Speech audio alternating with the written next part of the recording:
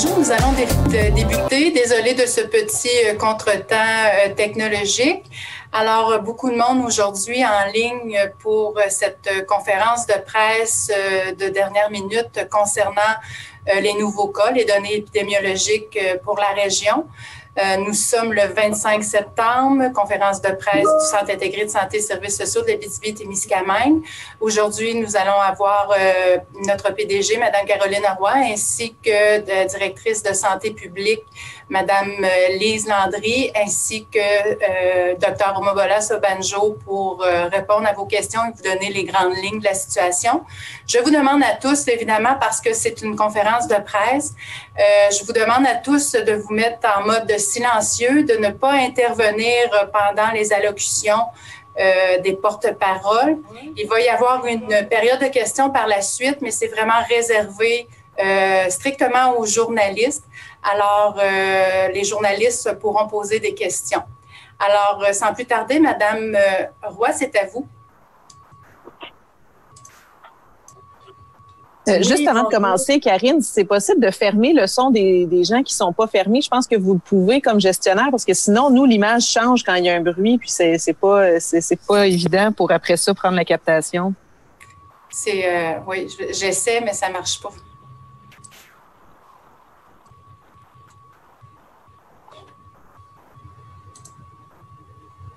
Donc, pour faciliter, là, comme mentionnait Karine Godin, ceux qui ont accès à fermer vos micros, puis vous le voyez au bas, là, c'est muet ou dans votre carré, on vous invite à le faire pour que ce soit facilitant pour la tenue de la conférence de presse actuellement. Donc, bonjour à tous. Je vous remercie d'être encore une fois présents aujourd'hui, puis et d'accepter aussi d'être présent à si court délai là, pour un point de presse extraordinaire dans le contexte où on a une évolution actuellement de la situation pandémique en région. Puis on trouvait important, tout comme on l'a fait dans le contexte de la première vague, de pouvoir vous informer en temps réel de la situation avec l'information juste, mais également pour vous présenter l'ensemble des actions qui sont en cours en contexte de pandémie, puis en contexte, je le mentionne, d'une deuxième vague confirmée. Dans les derniers jours, effectivement, tant au niveau du palier provincial que fédéral, on a eu la confirmation que la deuxième vague était bel et bien débutée. Puis, je vous le confirme avec l'information qu'on a aujourd'hui et qui va vous être partagée. La deuxième vague, elle est présente aussi en Abitibi-Témiscamingue.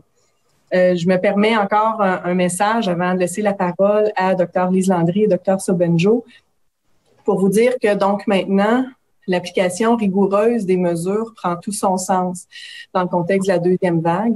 En fait, c'est très important que chaque citoyen puisse prendre de façon très rigoureuse l'application de chacune des mesures sanitaires, à la fois en contexte de travail, en contexte de loisirs, social, familial. Puis, on le voit, là, il y a plusieurs messages qui nous sont diffusés dans les derniers jours à l'effet que c'est bien important de pouvoir freiner cette deuxième vague-là, puis la garder en contrôle. Et je vous dirais que pour notre région ici en Abitibi-Témiscamingue, c'est chaque geste individuel ou collectif qui va faire la différence pour les prochains jours, prochaines semaines. Les constats qu'on a aujourd'hui, ben c'est en lien avec des comportements qu'on a eus dans les 2 dernières semaines.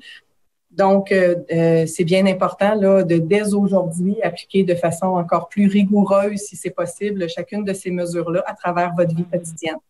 Je laisse tout de suite la parole à Dr. Lise Landry pour quelques messages. Puis évidemment, là, je vais revenir par la suite. Oui, écoutez, désolée, ma caméra ne fonctionne pas. Là. Il aurait peut-être fallu que je me rebranche. Bon, tout à fait, Caroline. Je renchirai avant de vous donner l'état de la situation des nouveaux cas en région. Je vous rappellerai, il vient d'avoir un point de presse avec le ministre de la Santé et le docteur, notre patron national, docteur Arruda, qui demande, peu importe le palier d'alerte où se trouvent nos régions, un effort spécial à tous les Québécois afin de limiter pour le prochain mois, 28 jours, de limiter les contacts sociaux, donc d'éviter les soupers entre amis, barbecue, party, tous les rassemblements.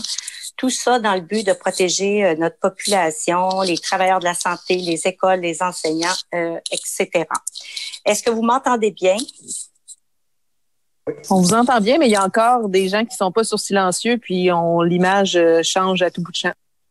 OK, bon, désolée. Bon, maintenant, si je reviens à notre situation épidémiologique pour la région, au cours des derniers 24 heures, je vous annonce une éclosion de la COVID sur l'unité de soins de santé mentale de l'hôpital Rouyn-Noranda. Au total, c'est 4 cas qui sont associés à cette éclosion-là, dont 2 usagers et 2 membres du personnel. Je tiens à vous dire que c'est pas 4 cas supplémentaires aux 2 d'hier. Donc, c'est 4 cas, incluant les 2 cas qui ont été nommés hier au point de presse. Les usagers de l'unité de personnel ont été dépistés et certains ont été mis en isolement préventif. Des mesures supplémentaires ont été rapidement mises en place pour la gestion de cette éclosion. De plus, nous avons eu un résultat faiblement positif pour un employé du CHSLD de Ville-Marie. La personne n'a pas de symptômes et le test a été réalisé dans le cadre d'un dépistage systématique. Je ne sais pas si vous vous souvenez, il y a quelques mois, il y avait eu un dépistage de tous les employés travaillant dans le réseau des CHSLD, puis il n'y avait eu aucun cas positif pour l'Abitibi. Donc, l'évaluation de la santé publique est en cours et ça va nous permettre de confirmer ou d'infirmer le cas. Et sur ce, je laisserai la parole au Dr Sobanjo qui va vous expliquer la suite des choses. Je vous remercie. Bonjour, merci beaucoup, Lise. Donc, pour compléter, effectivement, nous avons eu un résultat faiblement positif pour un employé de CHSLD de Ville-Marie, par prudence et parce que nous savons que c'est un milieu assez vulnérable. On connaît la vulnérabilité des clientèles dans ce milieu-là. Sans attendre de terminer notre évaluation, nous avons déjà déployé des mesures dans ce CHSLD. Les mesures incluent un dépistage massif de usagers. Donc, tous les usagers seront dépistés. Il y en a qui sont déjà dépistés. Et aussi les personnels qui ont travaillé dans l'installation vont également être dépistés. D'autres mesures ont été mises en place également au niveau de s'assurer que la sécurité de la clientèle est assurée. Toutefois, je réitère que le cas n'est pas confirmé encore, mais on le nomme et on a déjà mis des mesures en place sans attendre. Donc, il se peut qu'il y aura un changement de statut, c'est-à-dire le cas sera probablement confirmé ou infirmé à la suite de notre évaluation. Mais pour l'instant, on a mis des mesures en place parce qu'on préfère être très proactif et de protéger le milieu autant que possible. Parce que si vous vous souvenez, nous n'avons pas eu des cas dans nos CHSLD pendant la première vague et nous ne voulons pas avoir à vivre ce que les autres régions qui ont été prises avec une éclosion dans un CHSLD a dû vécu. Donc, également, nous avons eu une autre situation en lien avec un cas probable dans une école, mais finalement, suite à notre évaluation, le cas a été infirmé. Donc, on sait qu'il y a plusieurs rumeurs qui a circulé, mais je pourrais vous confirmer que pour l'instant, à l'heure actuelle, nous n'avons aucun cas associé au milieu scolaire en Abitibi-Témiscamingue. Donc, juste pour aussi rappeler que bien qu'on a fait un dépistage massif dans le secteur de Ville-Marie, ça n'implique pas qu'on ne pense pas que la population et les citoyens sont plus à risque. C'est-à-dire les personnes qui vont être visées par un dépistage sont ceux qui sont présents sur l'installation, ce qui est déjà en train de se faire. Deuxièmement, les personnes qui ont des symptômes sont toujours invitées à se faire dépister, à aller passer un test de dépistage. Également, ceux qui ont été en contact étroit, qui ont eu un contact étroit avec un cas confirmé. Donc, c'est pas parce qu'on a eu un contact avec quelqu'un qui a eu contact avec quelqu'un, mais quelqu'un qui a vraiment eu un contact étroit avec un cas confirmé. Parce que c'est important de faire une priorisation des tests afin de pouvoir avoir la meilleure probabilité de trouver des cas où nous en avons. Actuellement, à Rouyn-Noranda, et en lien avec l'éclosion en cours, il y a plusieurs tests de dépistage qui se font. Donc, on essaie de maximiser, de privilégier les bonnes personnes à se faire dépister afin de pouvoir avoir des résultats et des réponses assez rapidement pour agir et pour freiner la transmission dès que possible.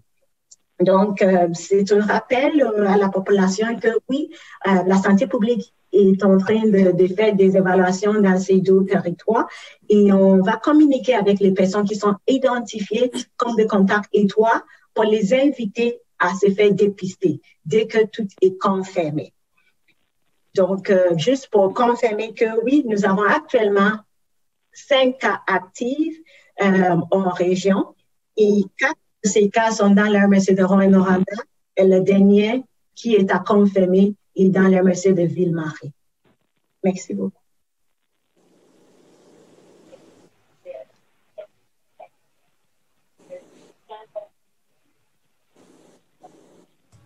Alors, merci beaucoup, Dr. Sobanjo.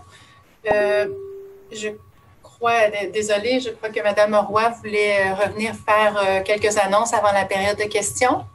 Oui, effectivement. Merci, Mme Godin.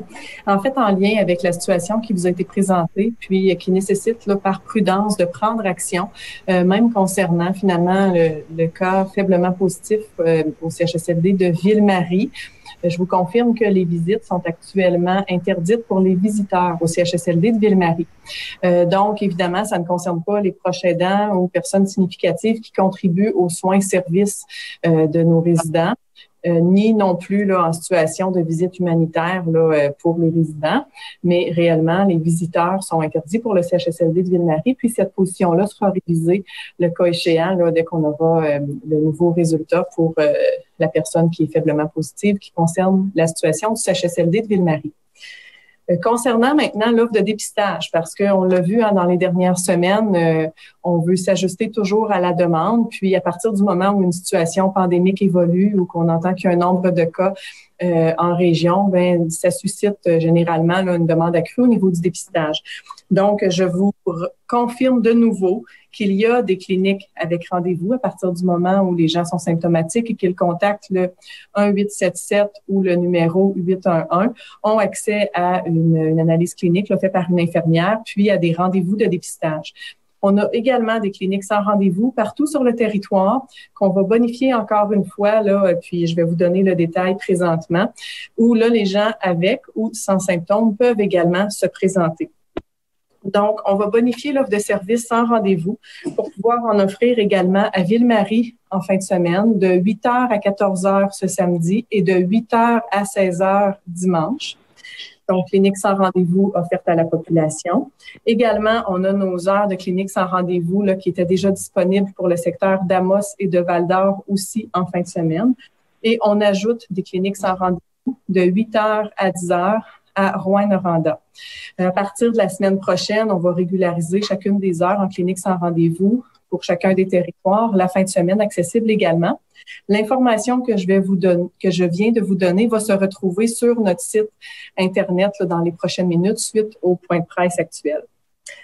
Je souhaite également vous mentionner que dans le contexte où l'évolution de la pandémie est présente bel et bien en région, donc on est effectivement nous aussi dans une deuxième vague en région, je sollicite encore une fois la population à venir contribuer au sein de notre établissement. Donc, je vais vous nommer quelques types d'emplois ou fonctions pour lesquels on est en recherche active pour chacun de nos territoires pour pouvoir contribuer à bonifier nos équipes. Parce que déjà actuellement, avec quelques cas, il y a des employés qui sont retirés du travail par mesure d'isolement préventif ou qui seront peut-être éventuellement même dépistés positifs dans les prochains jours ou prochaines semaines. Donc, on recherche des aides de service. Ce sont les gens qui contribuent à l'offre de soins de base dans nos CHSLD particulièrement, des préposés aux bénéficiaires, des personnes pour l'entretien ménager, pour le service alimentaire et évidemment toujours des infirmières et infirmières auxiliaires. Donc, j'invite toute personne qui correspond à ces fonctions-là ou qui souhaite contribuer à pouvoir donner leur nom et leur intérêt directement sur notre site Internet sous l'onglet « Je contribue ». C'est indiqué directement sur la page d'accueil et chaque personne sera contactée par quelqu'un de notre équipe là, pour valider les intérêts, les disponibilités. Ça n'a pas besoin d'être un temps complet. Vous avez quelques heures à offrir, vous êtes intéressé, donnez votre nom. Je vous remercie, Mme Godin. Merci beaucoup, Mme Roy. Alors déjà, des questions par clavardage. Une première pour vous, Dr. Sobanjo, je crois. Faiblement positif, qu'est-ce que ça signifie? Oui, merci pour la question. Donc, un résultat faiblement positif, sans rentrer dans tous les détails techniques, pour avoir plusieurs interprétations. Ça peut être simplement un faux positif, mais ça peut être aussi en lien avec le fait que le dépistage a été fait trop tôt dans le début de l'épisode de la personne ou vraiment à la fin de l'épisode de la personne. Donc, il y a plusieurs informations à colliger et plusieurs choses à faire, incluant de répéter le test pour pouvoir confirmer ou terminer notre évaluation afin de pouvoir savoir si c'est un cas à confirmer ou un cas à infirmer. Une poursuite de cette question. Est-ce qu'une étude épidémiologique est en cours pour établir l'origine de la contamination du membre du personnel faiblement positif? Premièrement, l'évaluation est en cours pour savoir si c'est un cas confirmé ou pas. Par la suite, et en lien avec l'évaluation en cours, il y aura aussi des indications, des questionnements pour savoir si c'est un vrai cas, on va essayer de chercher la source de l'exposition. Donc, tout est en cours. Concernant les cas à l'hôpital de Rouyn-Noranda, est-ce qu'on sait la source de contamination? Mais on savait qu'on n'avait pas de cas et là, on a une éclosion là. Est-ce qu'on sait d'où que ça vient? Merci pour la question. Comme je mentionnais hier, des fois, ça prend plusieurs jours pour avoir toutes les informations nécessaires pour pouvoir identifier la source d'une exposition. Je vous donne un exemple. Des fois, le premier cas que nous identifions, c'est pas nécessairement le cas index, c'est-à-dire c'est pas nécessairement la première personne qui a attrapé l'infection. Des fois, c'est avec plusieurs tests ou d'autres choses qu'on va faire, nos interventions auprès de la personne et son entourage qui nous permettent d'identifier d'autres liens qu'on ignore au moment où on reçoit les premiers résultats positifs.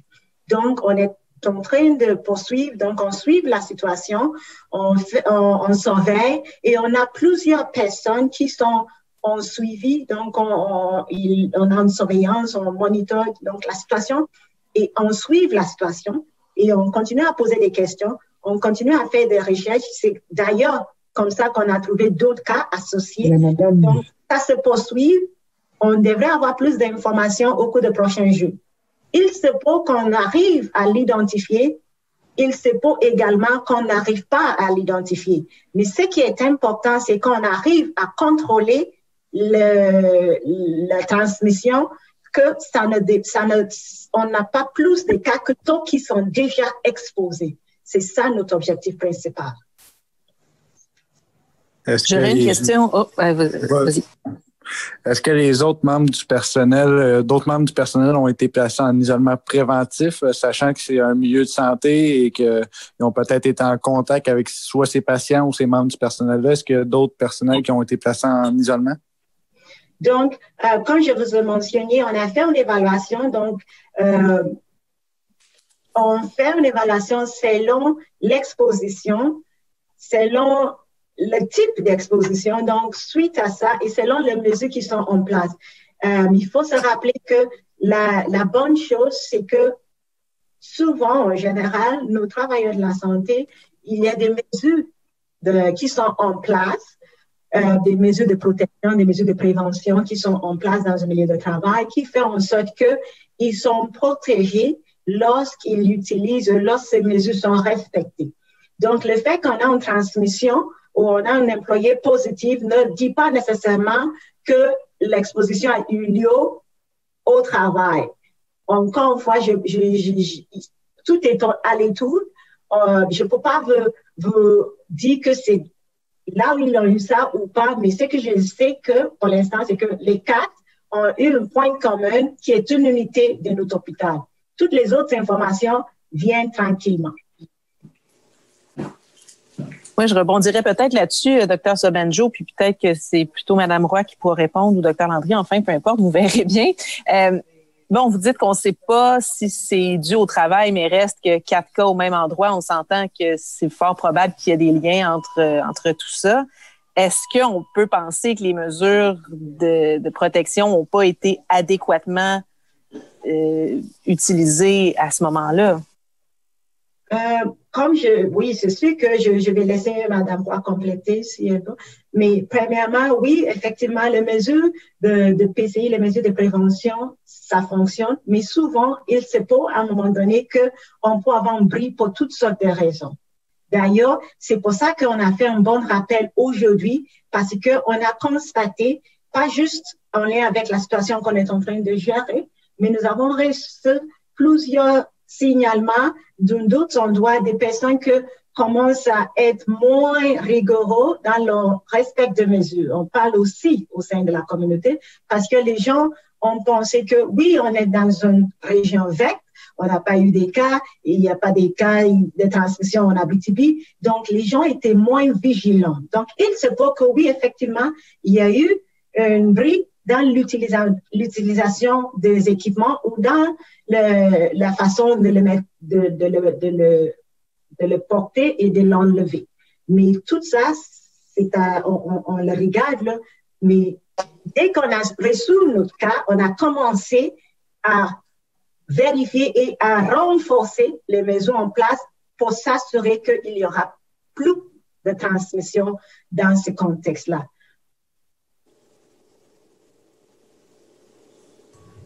Pardon. Oui, en fait, je vais compléter, mais le résumé est très bon. On ne le saura jamais à quel endroit, finalement, même un travailleur de la santé, est-ce que ça a été dans son contexte familial, à travers ses activités ou au travail, à moins que ce soit d'une évidence, où il a pu être infecté par le virus. Puis, le message est toujours le même. On le lance à l'interne et à la population. L'importance d'appliquer avec rigueur les différentes mesures.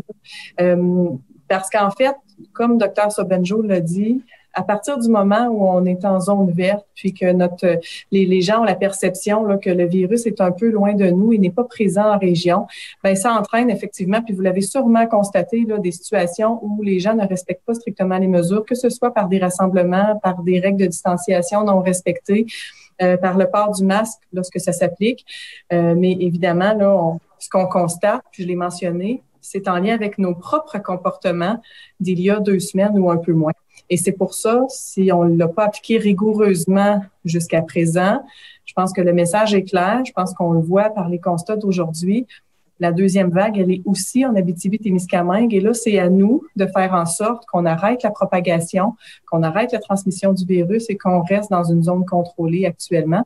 Parce que sinon, c'est l'ensemble des mesures qui vont aussi s'intensifier. Puis, c'est chacun des individus de la région qui va devoir appliquer des mesures encore plus strictes au sein de son quotidien, de ses rassemblements, de ses activités familiales ou productives.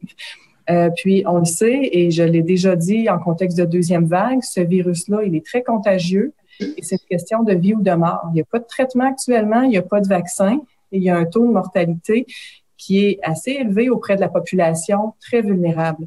Et on va tout faire pour protéger cette population-là. Puis nous, à l'interne, à partir du moment où les cas sont confirmés, on a créé des zones, on a créé des mesures bien strictes à respecter pour s'assurer de ne pas faire une transmission accrue à l'intérieur de nos installations ou nos unités. Et souvent, malheureusement, ça peut être déjà trop tard à partir du moment où la transmission, elle est déjà présente au sein de la population. Donc, vraiment, là, c'est un rappel à l'application rigoureuse des mesures. C'est sérieux. Le virus est chez nous, il est en région. On en a le constat aujourd'hui avec l'éclosion. On va voir la suite dans les prochaines journées, dans les prochaines semaines. Mais vraiment, là, c'est le moment d'appliquer de façon très rigoureuse les mesures actuellement. Une question ici par clavardage. La saison du rhume et celle de la grippe influenza s'en viennent vite. Est-ce qu'on risque d'assister à une sorte de psychose qui risque de surcharger les centres de dépistage?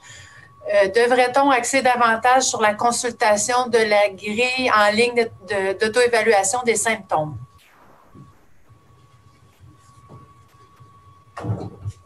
Effectivement, c'est bien dit. on réfère les gens à utiliser le guide utile d'auto-évaluation qui est sur le site québec.ca, la décision. Donc, on peut utiliser cet outil. Ça va aider à bien saisir la bonne indication pour passer un test de dépistage. Et d'ailleurs, le site est toujours mis à jour pour aider, pour faciliter l'évaluation et pour orienter les gens vers le stand de dépistage. Au cours de la première vague, le CICERAT avait un peu offert des places d'isolement un peu pour les travailleurs de la santé, comme dans des hôtels, si je ne me trompe pas. Est-ce que c'est encore mis en place? Est-ce que c'est offert au personnel qui pourrait, mettons, aller habiter là-bas en attendant peut-être 2 semaines, attendre de voir s'ils développent des symptômes, plutôt que de peut-être ramener le virus à leurs conjoints qui, eux, pourraient le répandre peut-être après dans leur environnement?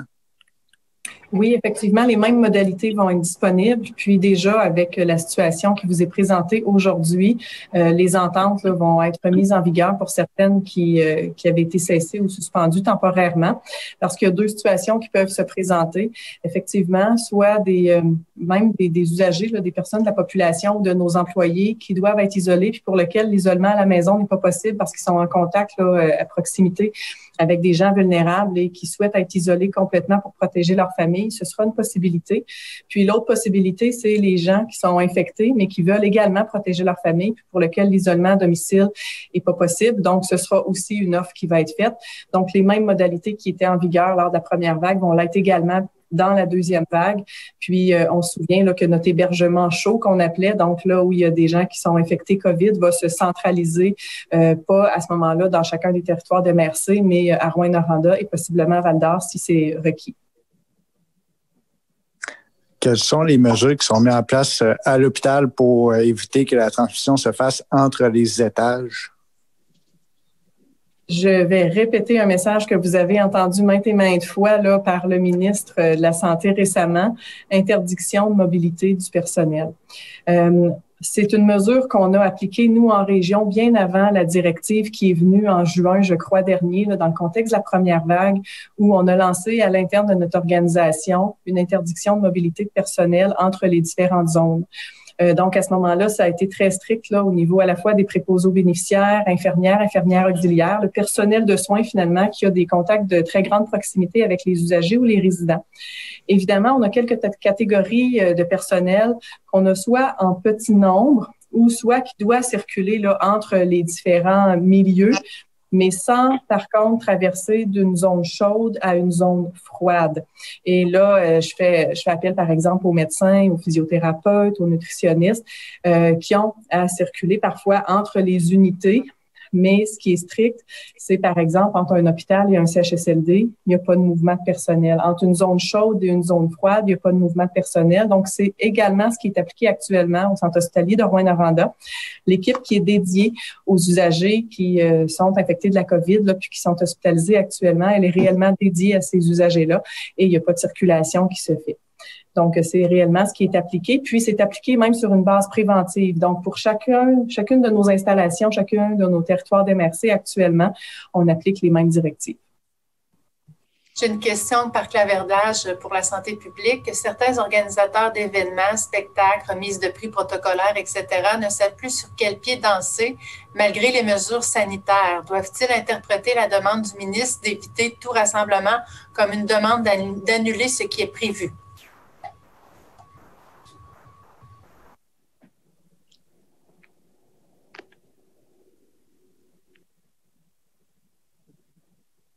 Oui, effectivement, compte tenu de la transmission qu'on voit ailleurs dans la province et également qui commence ici, c'est plus prudent d'annuler les rencontres, bien qu'on sait qu'ici, on n'a pas encore eu de situations associées à ce type d'événements, c'est plus prudent d'annuler ce type d'événements-là.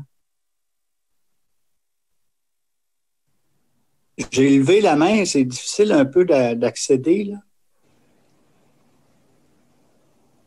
Allez-y, M. Denoncourt.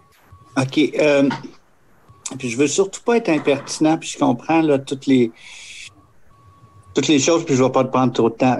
La question à propos de l'éclosion à l'étage en santé mentale, il y a quand même quelque chose d'important là, si une personne, si c'est un patient qui a apporté ça, puis aussi ce patient-là, s'il était à l'extérieur, toutes les personnes, un patient en santé mentale, peut-être des façons de faire différentes là, avec la COVID. Là, je veux dire, ça doit être plus difficile d'appliquer les mesures sanitaires quand on souffre de ça.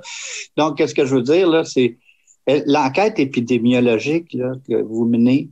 Est-ce qu'elle se fait sur le terrain? Est-ce qu'actuellement, il y a des gens qui sont rencontrés, qui sont ciblés? Est-ce qu'il y a des gens qui sont mis en isolement? S'il y avait des intervenants avec ces personnes-là, vous comprenez que ça suscite des inquiétudes dans la population, puis ils veulent savoir. Là. Merci, je peux comprendre l'inquiétude là, et c'est tout à fait valide. Mais je pourrais vous confirmer que lorsque nous faisons notre enquête épidémiologique, tous ces éléments sont considérés. C'est-à-dire, ça, je ne m'aborde pas trop parce que je ne vous pas trop dit en raison des confidentialités, entre autres, mais je pourrais vous dire que ces éléments ont été considérés, le lien nécessaire a été fait et l'évaluation des personnes probablement concernées, là, ce qui pourrait avoir été exposé, tout a bien été pris en charge. Nous travaillons pas juste la santé publique, mais on travaille avec l'équipe de l'étage, les personnels, les spécialistes, ceux qui connaissent ces clientèles. Donc, le lien est bien étroit entre nous deux pour s'assurer qu'on n'oublie personne et qu'on est capable d'identifier dans la communauté, si nécessaire, des contacts possibles à suivre.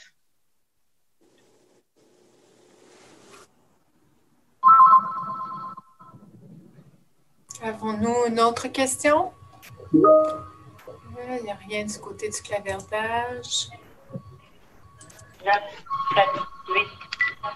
Parfait. Il semble qu'on ait fait le tour de la question. Alors, je vous remercie beaucoup pour vous être libérés comme ça à la toute dernière minute. J'aurais peut-être juste une dernière petite question.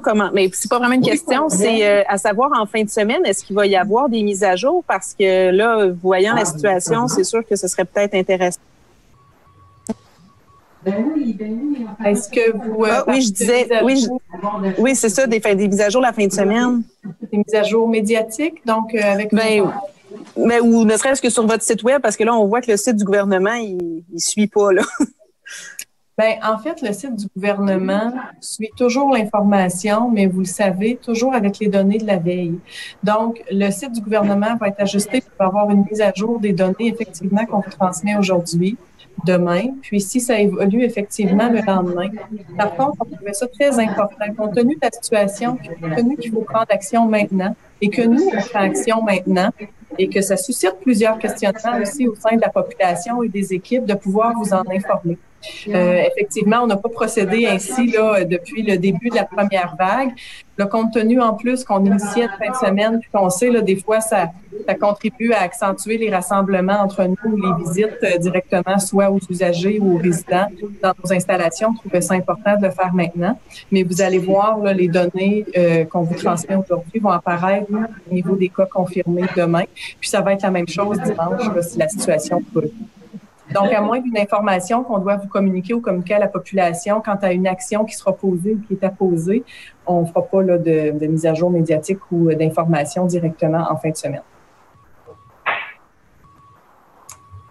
Parfait. Alors, ça met fin. Je vous remercie à tous. Merci aux porte-parole et bon week-end. On se revoit techniquement jeudi prochain, à moins que la situation exige autre chose. Merci.